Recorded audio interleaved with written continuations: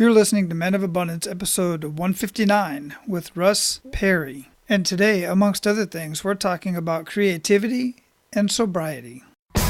Welcome to Men of Abundance, the podcast for those looking to level up their lives by hanging out with some of the greatest leaders and established professionals in our community, living a life of integrity, honor, and the abundance mentality.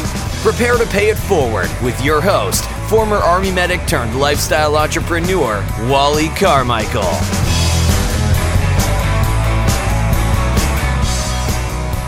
Aloha, Men of Abundance. I am Wally Carmichael, your founder and host of the Men of Abundance podcast, the Pay It Forward community. What is going on in your world today? You know, I always ask that question, or usually ask that question, and I realize I'm asking it into a mic right now and hoping there's somebody out there listening. And I know there are because I get a few responses now and again, but if you have not had the chance to respond and tell us what amazing things are going on in your world or what screwed up things are going on in your world that you may need a little bit of help with, I would absolutely love to hear back from you and hear what's going on in your world.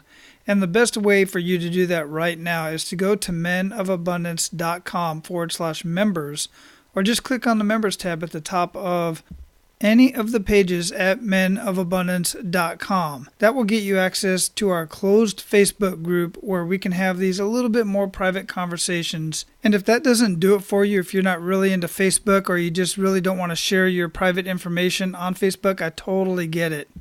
If that is the case, you might be a perfect candidate for either my one-on-one coaching or my small group coaching. To see if you are, it's very simple. All you have to do is go to menofabundance.com, click on the coaching link at the top of any one of the pages, and request a call. Just fill out that short form, request a call, and if you and I do end up getting on the call together, it's going to be completely non-salesy. I'm just going to have a conversation with you. We're going to have a very candid conversation about what it is that you share on that form. And by the end of the call, you and I should definitely know if we will be able to work together. Again, if you want to be considered for either my one-on-one coaching or small group coaching and living a life of abundance in family, faith, finances, and fitness, then go to menofabundance.com, click on the coaching tab, and fill out that form to request a call. Now, as I mentioned earlier, our featured guest today is Russ Perry. Now, we do get into a little bit about his business because I really dig how he's running his business and what he's doing with it. And we're going to get into more of that in just a minute, and I'll share some of that here in the bio.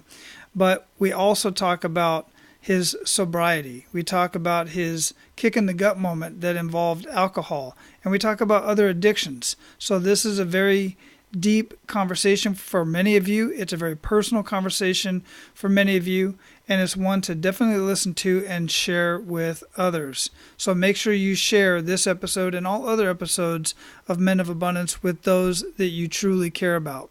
So our featured guest today, Russ Perry, disrupted the graphic design business with Design Pickle in 2015, a multi-million-dollar flat-rate design company, all while managing an active life as a husband and a father to his 3 young girls. Prior to the pickle, Russ battled addiction to both alcohol and a failing creative agency. Russ's journey to sobriety is one full of challenges and successes that he loves to share with others to help them find their way. Design Pickle helps thousands of businesses improve their creativity with the #1 flat-rate graphic design service in the world, featuring unlimited requests, unlimited revisions, and a dedicated designer.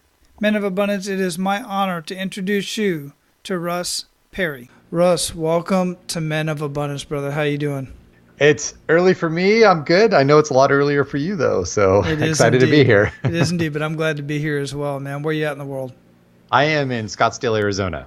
Beautiful place. I dig Scottsdale. As we were talking during the pre-show, I was born and raised in Phoenix, Arizona, born at St. Joseph's Hospital down there, and joined the military when I was almost 21, just right at 20, and been back a few times throughout the years, but don't really. My brother's always like, "When are you coming back home to stay?" I'm not living back in Phoenix, bro. I've been to too many other places around the world.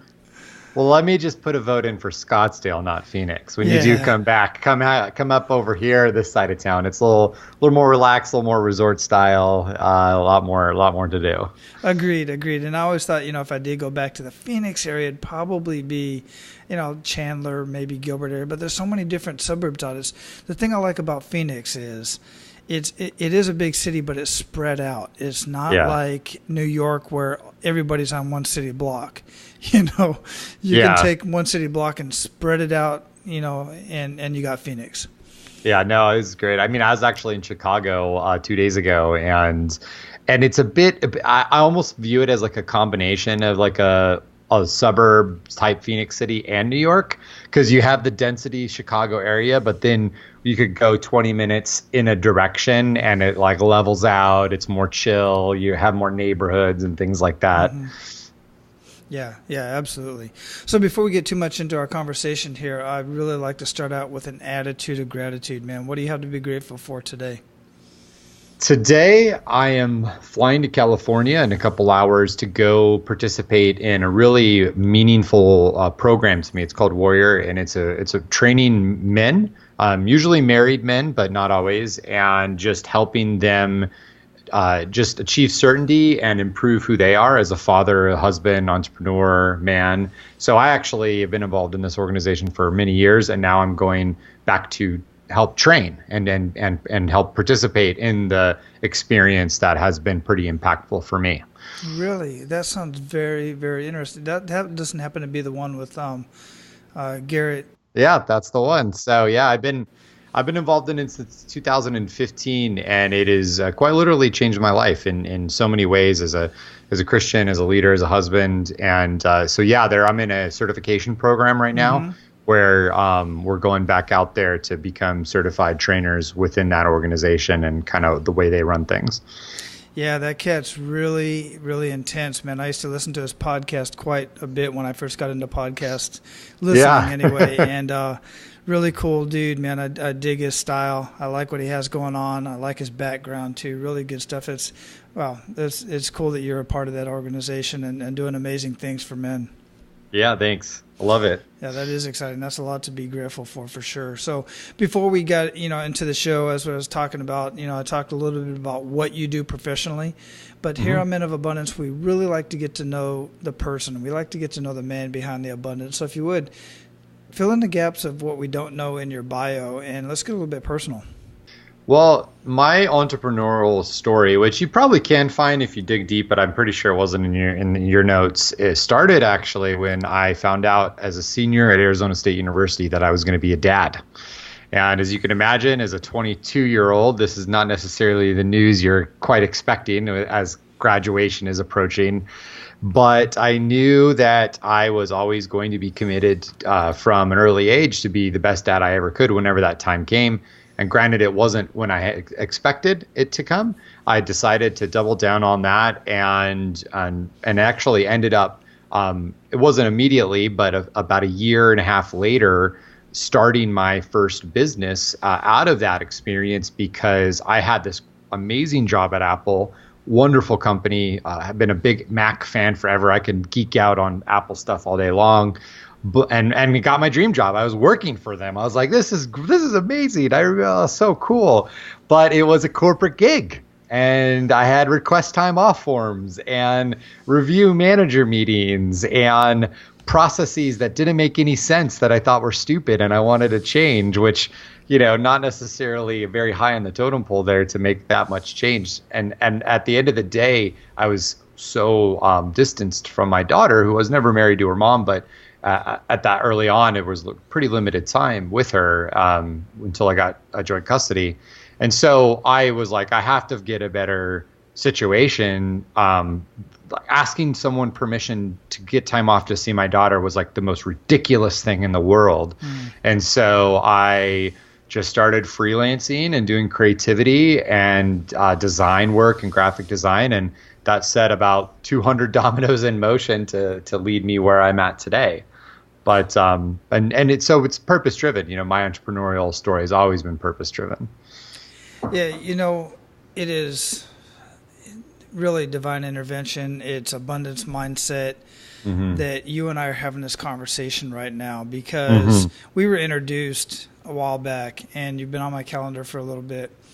And yesterday, my son is 18. He just graduated high school, and he's at that age right now where he's playing video games, and we're trying to figure out what the hell he's going to do.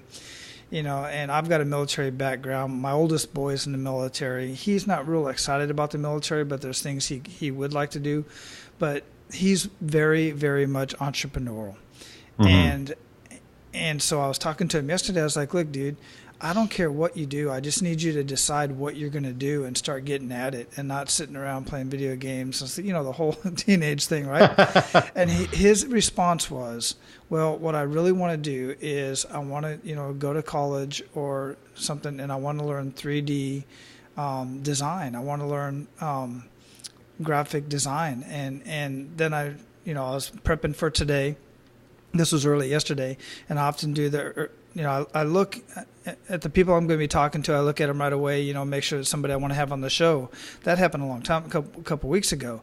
But then I really got into what you're doing. I went to your website, Design Pickle, and I was like, you got to be kidding me.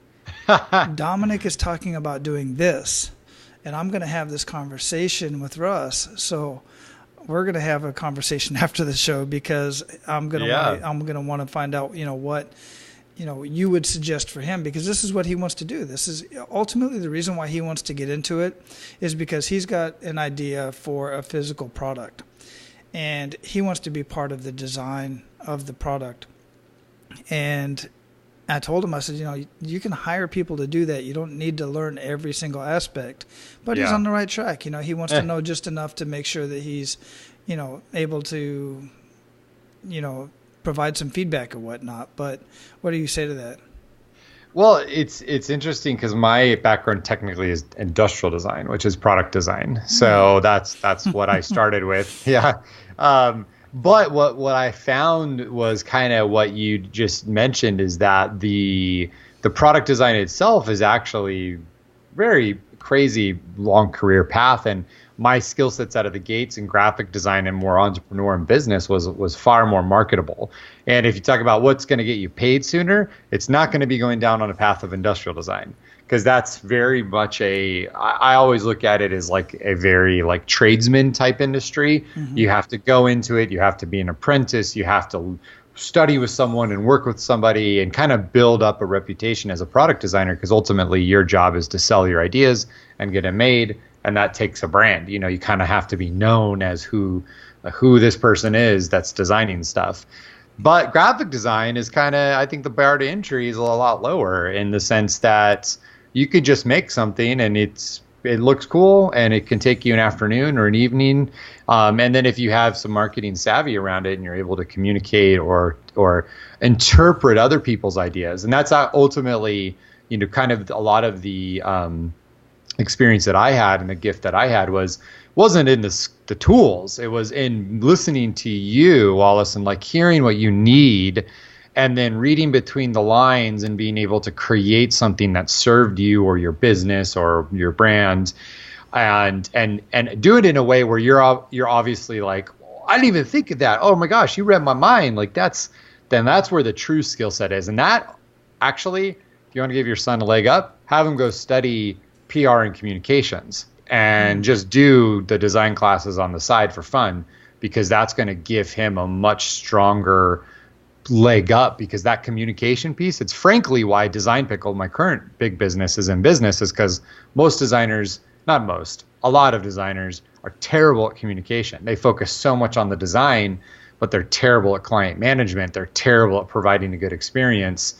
And thus we've come in and flipped that, where we provide really good design. We're not winning international design awards for our work, but we have a world-class experience that's really reliable, and that's why we continue to grow. Yeah, I absolutely love it. And that's exactly in line with what I've been telling him over the years. Even my oldest boy, I was like, look, guy, you have to learn how to communicate verbally, written, and you have to know marketing. You have to know sales. Once you got those down, you basically know what a company needs, especially if you're going to go into that. So before we get into Design Pickle, and I really want to get into that because that just really intrigues me. It's really cool how you have that set up. I want to learn more about that. But before we get too much into it, really, because I know, and you already kind of alluded to one, kind of a little kick in the gut moment there when you found out you were going to be a dad. But along the way in building your business and going on and doing other things as well, I know everybody ends up having a kick in the gut moment, if not several. And I'd like for you to share one of those with us and really kind of make us feel that. Well, it's unquestionably the day that my world fell down around me in 2011. And I was struggling with the alcohol addiction, drinking an incredible amount, which had led me regrettably into an affair. And all of that came to light. My wife found out. And it was right as I was, at the pit of my business, pit of my life. And I mean, there's no bigger kick in the gut than that. I woke up just surrounded by darkness, and I knew something had to change. Yeah, that is a kick in the gut moment, and I can definitely feel that. What was the pivot point? What kind of made you turn all of that around and start making a difference, or, where did that go after that? Well, I mean, it's not a quick story. I actually just wrote a book about this whole experience and a lot of it, but I knew deep down inside that this wasn't who I was, and frankly, drinking and the behaviors and the person that I became with that alcohol, with that addiction, was just not me. So I started down a very slow moving path, and which eventually led me to sobriety. I mean, that ultimately was the life hack. I called it the ultimate life hack. Everyone talks about life hacks, but this to me was the ultimate life hack. And that was to repair who I was, and for me to become the person who I knew I was. But that didn't change the fact that there was just a ton of damage in my relationships, both professionally and then with my wife and my family.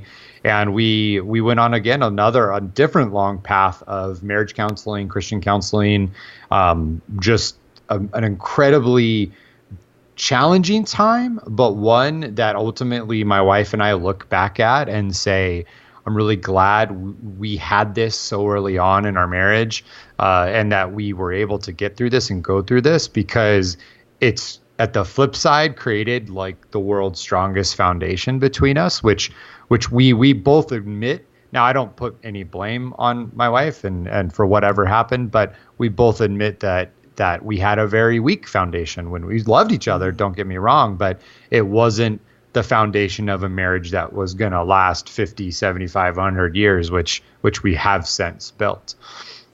Yeah, that's good to hear, and that's not always the case, and I commend you guys for that. I've been in a very similar situation, just young and stupid and gone all the time. It was not a good environment. My wife has always been the rock. There's no doubt about that.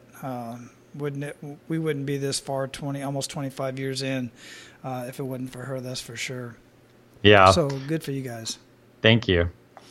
Yeah, and then dealing with alcohol, that's a whole different issue, because I didn't have that issue, but I grew up with that. Anybody who I see that has that sickness, I do what I can to lead them in the right direction, point them in the right direction. I'm not the guy to help them. And it could be alcohol, it could be something else. My book is called The Sober Entrepreneur, and it has this dual meaning of sobriety, both in the literal sense of my story with alcohol, but I see so many, and especially men, although it can happen with women too, addicted to other things, and often addicted to their business.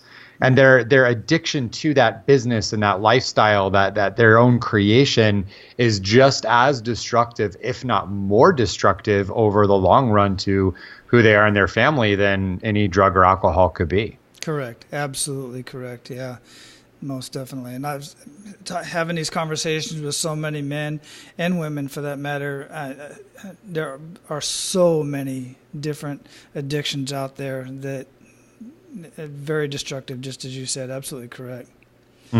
So let's get into Design Pickle. How did that really get started? I know I read a little bit about it. I checked out your site. From what I'm gathering from it, it's kind of like a Fiverr or something like that, but you've got a set amount. It's like is it a membership type of thing and then you can just get as many designs as you need, for your business or whatever the purpose is? Yeah, I like to think of it at what you come to after you've grown extremely frustrated with Fiverr or 99 Okay. Designs. We're kind of like the next step for somebody. And what it is at the end of the day, it's a subscription-based graphic design service. And we match you with a dedicated designer. They're international. Our whole team on the production side's in the Philippines. We have approximately 90 full-time employees out there. And you get a designer and you share that designer with about 10 other clients. So it's no more complicated than that. Whenever you need something, you just email them. There's no limitations. There's no rounds or jobs limits or hours or tracking. There's always going to be an output like restriction, and just in terms of the complexity and the volume that you need every month.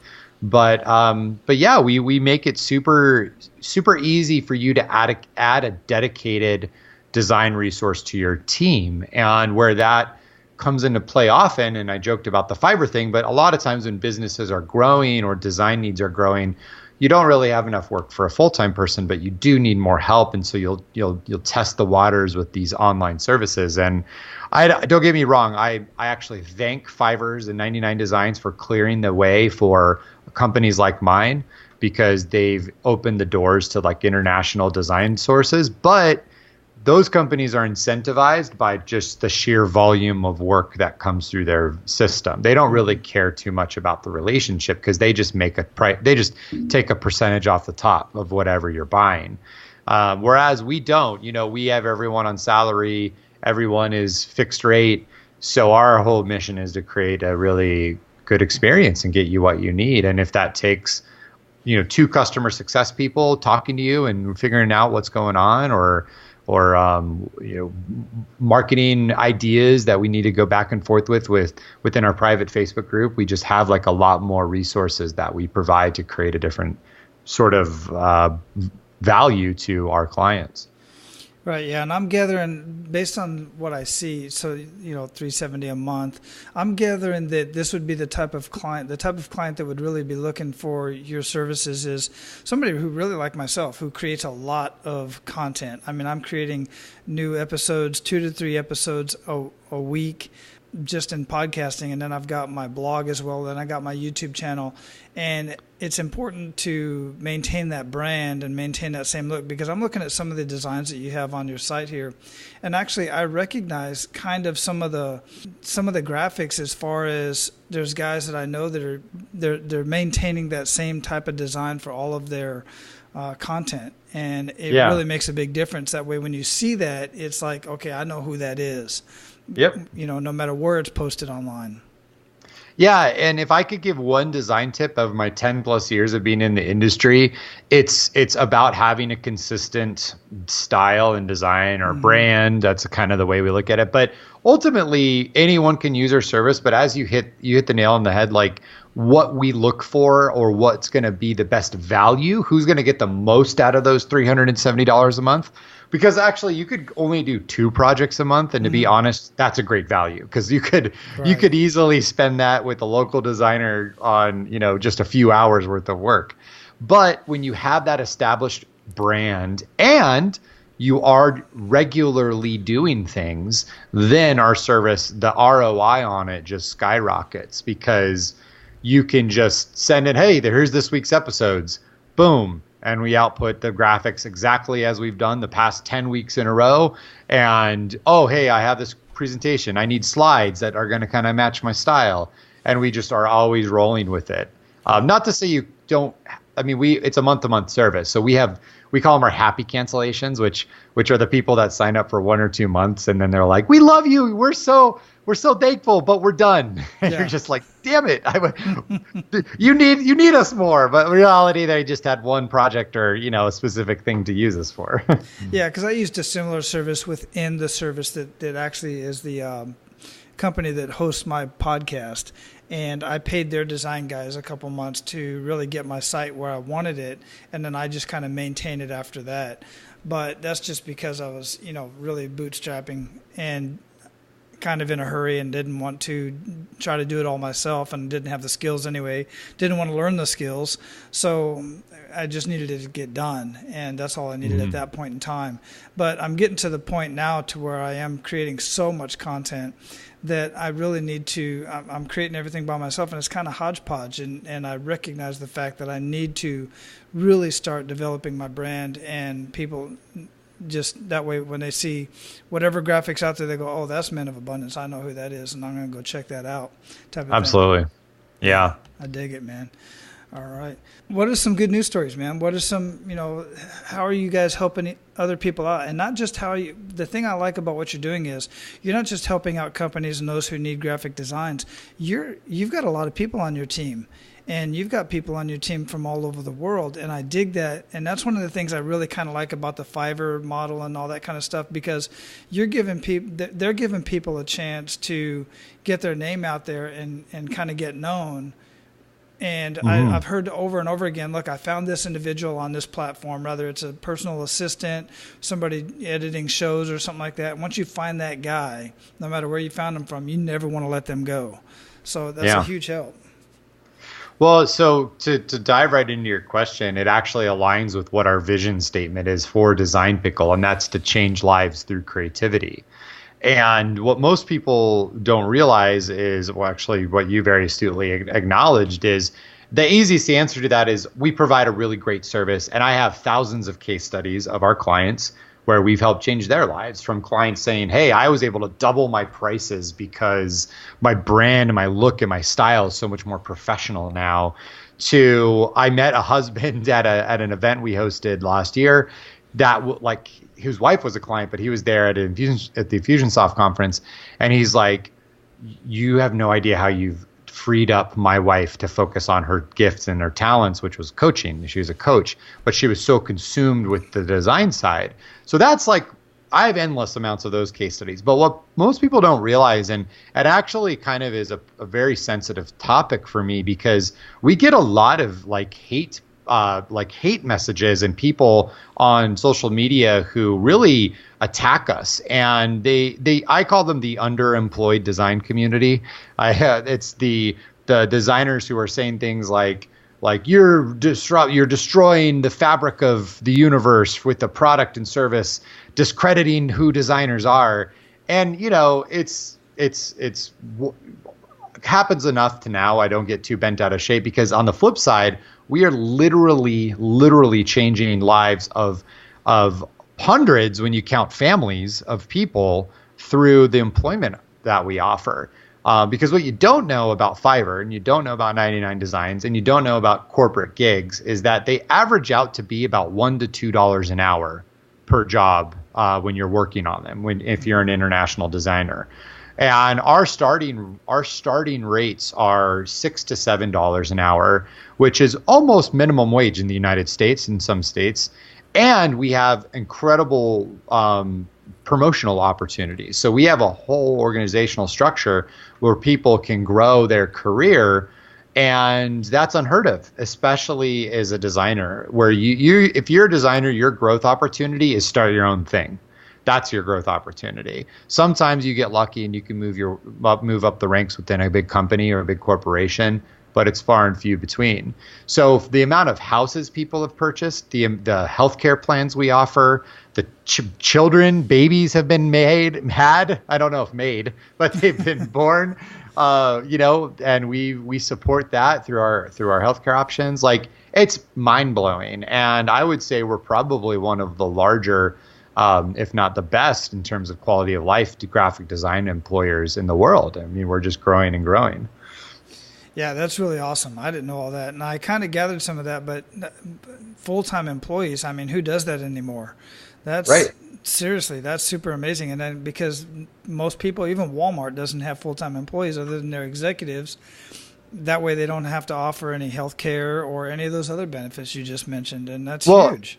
And I want to put it so because of their international classification, technically they are 1099 employees. They work from home. They provide their own hard. What we voluntarily provide those other things. So we have a reimbursement program. That's the way we don't actually. We tried looking for a healthcare insurance plan in the Philippines. Let me just tell you, if you think insurance is bad here in the United States, try going looking internationally because it is impossible. But so we created our own health insurance plan for our team. We have paid vacation. So we provide all of the luxuries of full-time employment, even though I don't have to. Like literally, I wouldn't have to. I can just issue my 1099 payment, file it. It's legal. Everything is compliant with the IRS.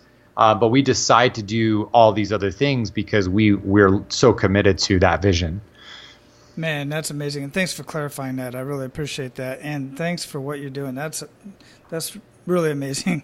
I dig that a lot. And you're one of those guys that are going to go to the top of my list as far as companies are concerned, because I have these conversations about people are always posting on social media or having conversations about all of the corrupt corporations out there. And I'm like, yeah, well, there really aren't as many corrupt corporations as there are amazing companies out there doing amazing things for their employees and the communities.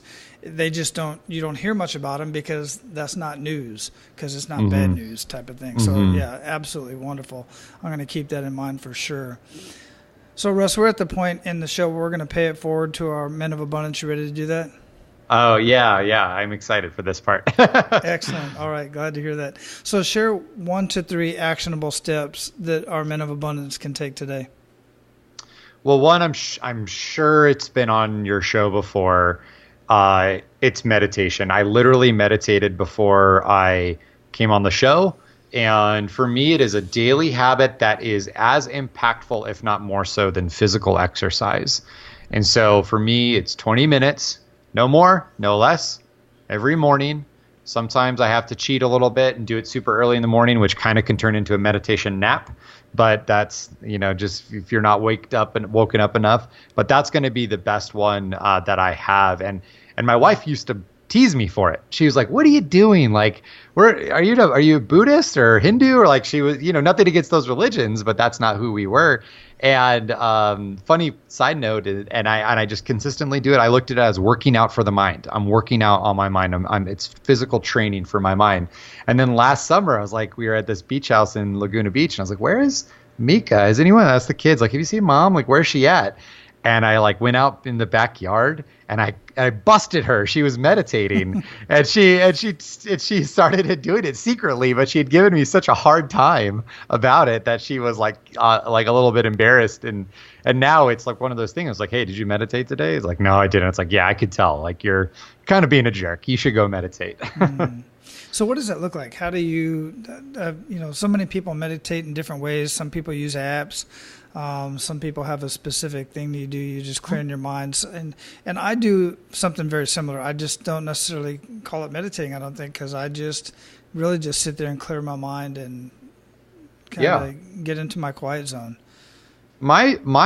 I've tested everything. So when I tell you and your audience this, this is after years of A/B testing of times, days, durations, apps, all this kind of stuff. But my formula is when I get to work or the office or wherever I'm going to be working, if say I'm on the road and I'm going to a meeting, it'll be either in a car or at a park or on a bench, something before the day starts, but not at home. Not at home. And that's key. I have young kids, 1, 5, and 12. So meditating at home is basically I'm a target for interruption. That's all that I am if I'm sitting there. So once I get to the office, and then it's 20 minutes using the Headspace app. I like the Headspace app because it's a combination of nothing, silence, as well as guided meditation. I think the music and the binaural beats and all those other apps are nice, and they're more I'd rather have that if I'm getting a massage, like where you live in Hawaii, but I don't necessarily find that's helpful for clarity and focus, which is what ultimately I want out of my meditation sessions. All right. Okay. Yeah. And I've heard of Headspace. I know quite a few folks that use it. I haven't tried it yet, so I'm gonna have to. It's free. You can do. I mean, no relation. I'm not an affiliate of Headspace, but you could download it. Get it for free, I think, for 10 lessons, and then it's like one of those subscription apps you can buy past that. Cool. Cool. Thanks for sharing that. So other than meditating, what other daily habits make up the biggest impact in your life? Well, we've actually hit a lot of it with the gratitude component. Gratitude for me, daily gratitude, and physically writing it out is something that is one of those things where, and the action of it, the daily action of it, it seems inconsequential. It's not like meditation where I'm done with meditation and I open my eyes and I have this like rush of endorphins and I just feel really great. Every morning when I write down in my journal, like something of grateful or gratitude, even if it's repetitive, I'm very thankful for my wife for watching the girls while I'm traveling. I look back at the mindset that I have when I see that and I do that over and over and over versus when I don't do it. And it's like I'm a completely different person. And I find that active gratitude written out on paper, not just, oh, thanks, coffee, Starbucks guy, that was fast. As in the fleeting moment, you actually think about it. That sets just up a chain reaction of positivity and like the title of your show, like abundance, just knowing about this abundance concept that you're just always thankful and always plugging into so many great things around us. Dude, that is spot on, man. I'll tell you what, when I'm not writing down in my journal, when I'm not journaling, and when I am journaling on a regular basis, and there's sometimes, I'll get away from it for a little bit, but when I'm journaling, I'm always writing down my gratitude. It's the first thing I do. Something simple, just like you said. And the first thing in the morning, I'm thinking of it in my head, but when I write it down and when I'm not writing it down, I don't really notice too much of a difference. But when I am writing it down, the difference is just in my face. Absolutely huge. In my face. It is huge. And that's where this whole Men of Abundance concept came from, was from me just finally realizing the abundance that's in my life and then started writing it down and journaling about it. And then so much more comes into my day, into my week, and it's very visible. So for those of you out there, guys, who are not journaling and not writing down your attitude of gratitude every single day, I start my morning with it, you don't notice a difference. But once you start doing that, you are definitely going to notice a difference, without a doubt. Yeah. And can I level up the gratitude journaling? It's also throw in a mantra. Throw in a mantra or something that you like, who it is you're wanting to be, or the direction you're headed in life. I always started, when I started Design Pickle in 2015, we started at $0 in revenue. I had no money in the bank. It was the most startup bootstrap experience ever. And my mantra in my journal was, I am $1 million CEO. And that's all I had. And I had a few other things I would change out, but that was the core statement. I'm $1 million CEO, and I had some things. And then, like magic, 16 months into it, in 2016, we broke the $1 million mark. And I was like, holy crap. On one side, I was like, I feel exactly the same. I'm just the same guy. Like, I thought there was gonna be confetti or balloons or like something exciting, but no, it was just another day. But that it came true. And I mean, it was like almost, it's just so crazy how that happens. And I have we just moved 3 weeks or 4 weeks ago, and I went through journals of years of journals. And Wallace, I cannot tell you, I'm getting goosebumps right now talking about this. I looked through those things. So much of what I had written down had come true. Like, almost like if I wrote it down, it's a cosmic chain reaction, fueled by God to deliver it to me. So if I just write it down, I get it. It's amazing. But it was nuts.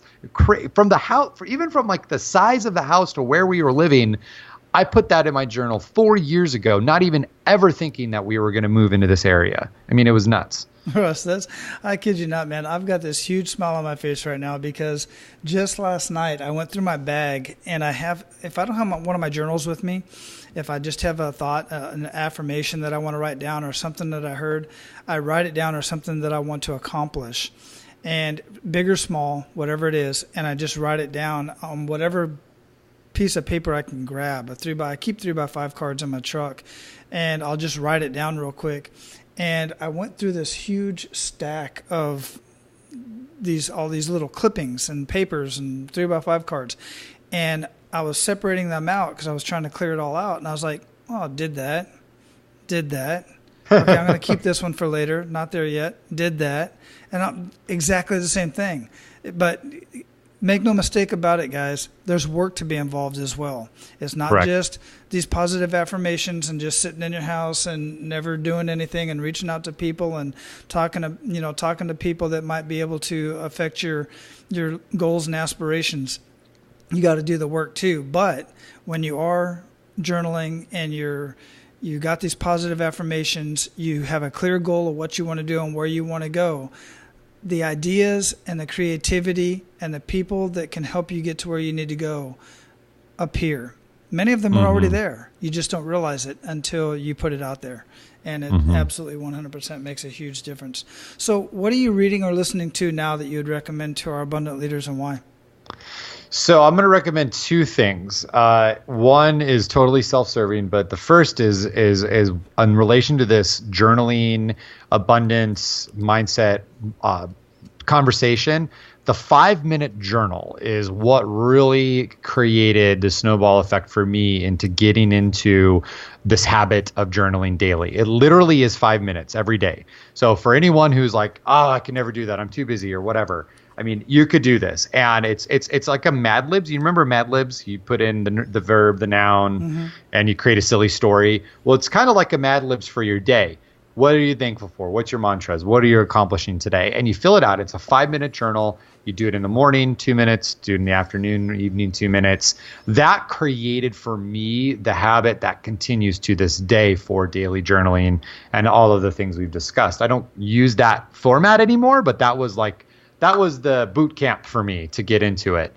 Now, the other item, which is just totally because I'm passionate, it's going to be the book that I'm coming out with very soon. It's Sober Entrepreneur. I say this book, let me say this before I mention the book. I'm not trying to be an author. I'm not trying to make money on this book. In fact, I'm expecting most of the book I'm going to give away. I'm trying to change lives around this topic of addiction and sobriety and entrepreneurship. So that's Sober Entrepreneur. It's you could find it on my site, russperry.co, and we're going to be launching that. I have the shipment of books in transit from China right now, coming in, being printed.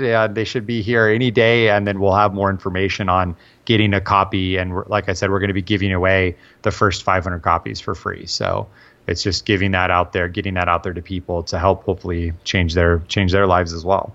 Excellent. I love that. And I'll have that link linked up at the show notes at menofabundance.com. So guys, make sure you go check that out. So what do you feel holds most people back from living a life of true abundance? That's a really good question.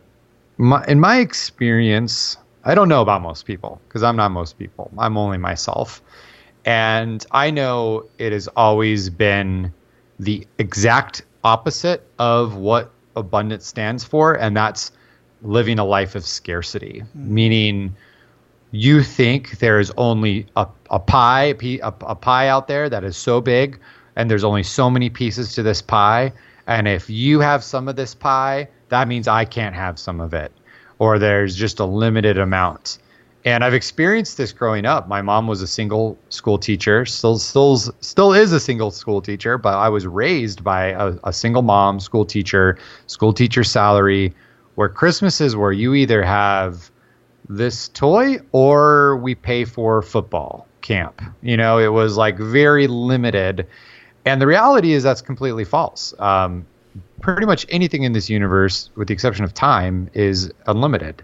And for us to ever think that, you know, you can't have a 1 million follower subscription podcast, I can't have that because you have that is ridiculous. We could all have the biggest brands, the biggest businesses, the biggest charities, the biggest anything in the world, because that's how abundance everything is. So getting past that scarcity, that limitation is ultimately what I see now, what is holding anyone back, even myself from time to time. I still fall into that. Yeah, and you touched on the opposite side of what a lot of people talk about. Great answer, by the way, in that, you know, people say, you said, if I take a slice of this pie, then nobody else can have any. And that shows the giver side of you. You're definitely a giver. And a lot of givers think that way. They're like, well, I don't want to take too much because if I do, then others can't have any. Most people will say, well, I can't have any because he took it all. They have it all, and there's none left over for me or anybody else for that matter because he's so damn greedy. But the fact of the matter is exactly what you just said. There is more than enough to go around. Some people are really afraid of success for that reason because they don't want to act like they're greedy and have it all. And the fact of the matter is what makes a difference is what you do with what you earn. And money is nothing more than a tool. Resources are plentiful other than time. Mm-hmm. Mm-hmm. Absolutely. Great answer. So what does living a life of abundance mean to you, Russ? Living a life of abundance is, honestly, for me, it's fulfilling my vision statement, and that's changing lives through creativity. My gift is in that world of creativity and creative ideas. And if I can take that to help others and pour into others and create that value for others, to me, that's abundance. That is, better than I could ever ask for. And it's having that abundance mindset, just like we were talking about, is knowing that there's never something that I can't accomplish.